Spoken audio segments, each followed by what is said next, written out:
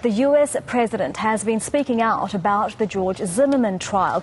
Barack Obama has called for tolerance and reflection after Zimmerman was cleared of murder charges in the death of the unarmed black teenager Trayvon Martin. The president says he could have been the murdered teenager 35 years ago, and now he's calling for a review of race laws in the country.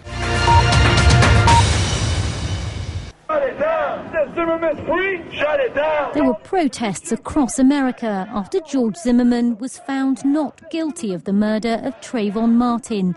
Many in the country saw the case as a symbol of the racial divisions which still exist, with some even calling it a civil rights issue. In an unannounced appearance at the White House briefing room, President Obama spoke publicly about the case for the first time.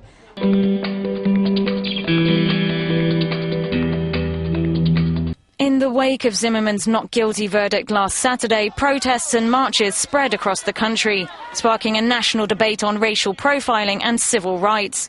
At his surprise White House briefing, Obama has taken the issue to the highest level.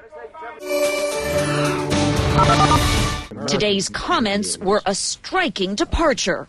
There's a lot of pain around what happened here. President Obama said his team is weighing a number of policy responses to Trayvon Martin's death, training state and local officials to avoid racial profiling, encouraging states to reconsider stand your ground laws, backing new programs that support young black men.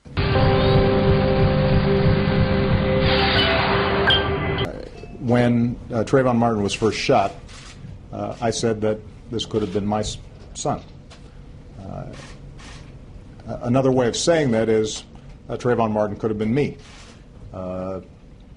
35 years ago. There are very few African-American men in this country who haven't had the experience of being followed when they were shopping in a department store. That includes me. There are very, very few African-American men who haven't had the experience of walking across the street and hearing the locks click on the doors of cars. That happens to me, at least before I was a senator.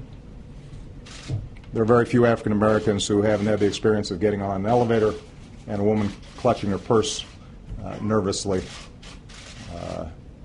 and holding her breath until she had a chance to get off. That happens often. I just ask people to consider, if Trayvon Martin was of age and armed, could he have stood his ground on that sidewalk?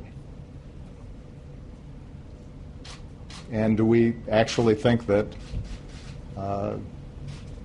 he would have been justified in shooting Mr. Zimmerman, who had followed him in a car, because he felt threatened?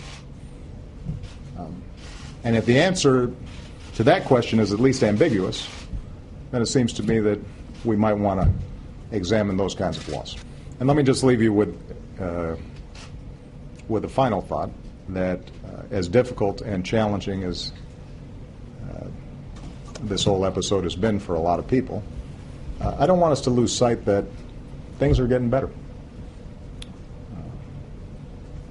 Each successive generation seems to be making progress in changing attitudes when it comes to race.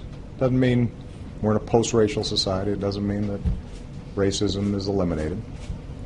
But, you know, when I talk to Malia and Sasha,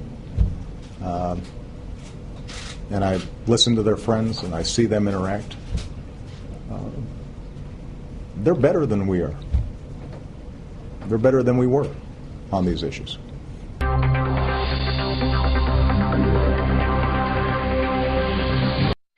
There was a sense that saying his son would have looked like Trayvon was reactionary, even regretted.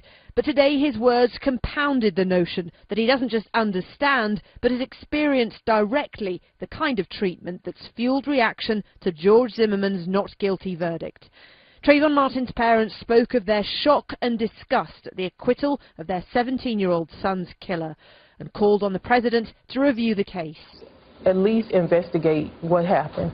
At least go through it with a fine-tooth comb and just make sure all the T's were crossed and all the I's were dotted, because this is setting a terrible message. It's sending out a terrible message to young teenagers. Trayvon was walking too slow, so should they be walking too fast? You know, so I don't think teenagers in whole know exactly what to do now.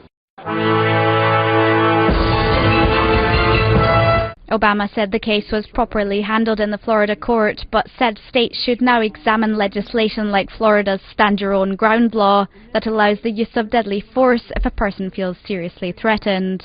A juror cited the law when acquitting Zimmerman.